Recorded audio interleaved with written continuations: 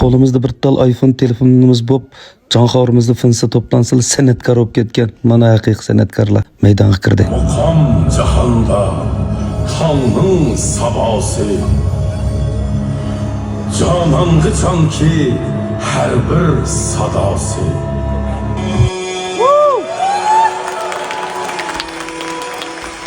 Resulun efendiden nağdanı körermen.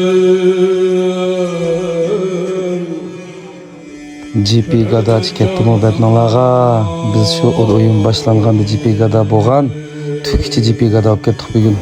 Uma qizimni, apasini, cho'ng apasi bilan birga Muqam teatrxonasida Muqam o'migining o'rindishi bilan Chabiyat muqamini ko'gil kelgan Kamil Jilil bilan Abdulla Abdurim kichik bu, cho'ng Abdulla Abdurim deb qolmanglar. Bizning yaxshi muqamchi bir inimiz. Boshlagan andin ustoz san'atkor Osmon Ahmad apandimning ovozi bilan Dilmurod og'aynimning satasi men qizimni hayron qoldirib o'tdi beshida. Bunda muzikalar bor ekanda deb. Bugun maqsadim shu qizimni ko'rsatgach o'zim bir uzun bo'lib ketgan muqamlardan anglab huzurlanmoqli. Jim bo'lib ketdik asosiyatdan beshida jo'yamiz.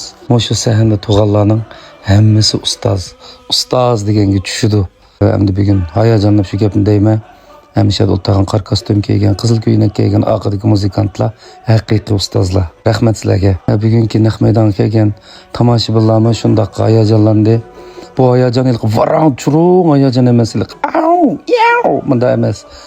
Jimjit ig'ir bis qaldiki hayajon. O'yinni ko'rish jarayonida yana bir maydon ko'rsak xo'pmamdu deb ketdik.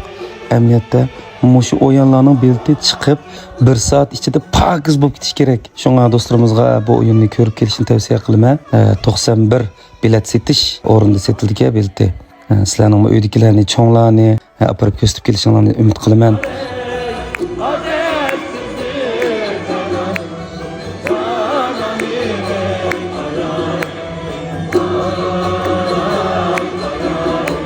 Bu filmning bu yerdagi kegich ko'rgandan keyin yurak besib, gullarni besib, to'yjanlarni besib o'tdinglar.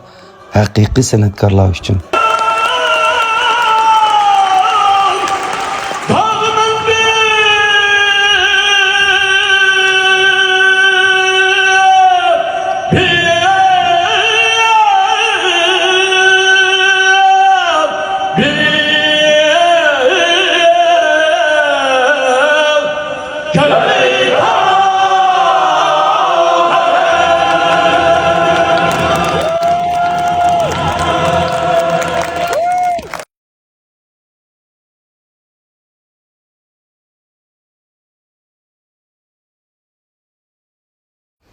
Gullarni, yuraklarni avat etinglar. Menga emas, to'pidagi haqiqiy san'atkorlarga.